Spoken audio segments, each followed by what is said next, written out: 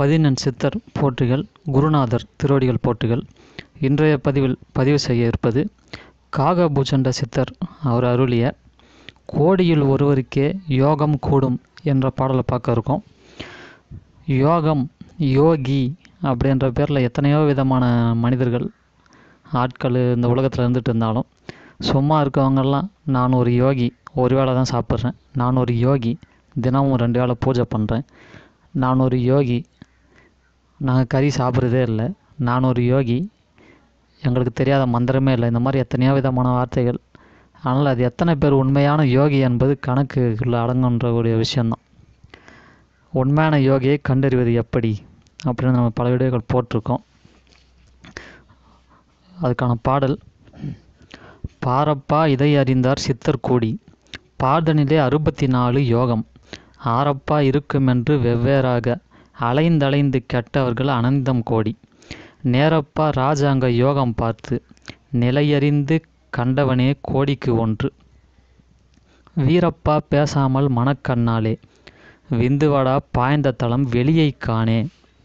இதில் சொல்லியிருக்கக்கூடிய இலக்கண வார்த்தைகள்: பார் என்றால் உலகம் என்ற அர்த்தம், அனந்தம் கோடி என்றால் கணக்கில் அடங்காதவர்கள் என்ற அர்த்தம், ராஜாங்க யோகம் என்பது குண்டலினி யோகத்தை குறிக்கக்கூடியது.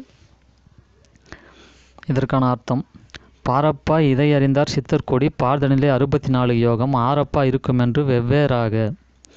பலவித சித்தர்களும் 64 வகை யோகம் என்று அனைத்தையுமே கற்று இறுதியில் கெட்டனர். அலைந்தலைந்து கெட்டவர்கள் அனந்தம் கோடி. இதுதான் சொல்லியிருக்கிறது.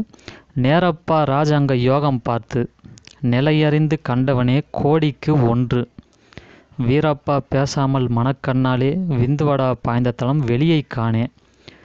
தலை உச்சியில் செய்யக்கூடிய யோகம் ஒன்று உண்டு, அது கபால யோகம் என்றும் சொல்லுவாங்க. தலை உச்சியில் யோக முயற்சியே யோகங்களில் ராஜ யோகம் என்று சொல்லக்கூடிய குண்டலினி யோகம் ஆகும். இந்த ராஜ யோகத்தை ஆராய்ந்து உணர்ந்து செய்து மனக்கண்ணால் ஒளியை உடலில் பாய செய்வனே ஆவான்.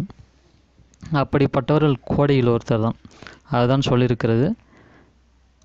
நேரப்பா ராஜாங்க யோகம் பார்த்து நிலையறிந்து கண்டவனே கோடிக்கு ஒன்று. இந்த வீடியோ உங்களுக்கு பயனுள்ளதாக இருந்ததுன்னா ஷேர் பண்ணுங்கள், சப்ஸ்கிரைப் பண்ணுங்கள். மேலும் இந்த ராஜாங்க யோகம், குண்டலினி யோகம் முறையில் நீங்களும் ஒரு யோகியாகவும் முயற்சி செய்யுங்கள். நன்றி.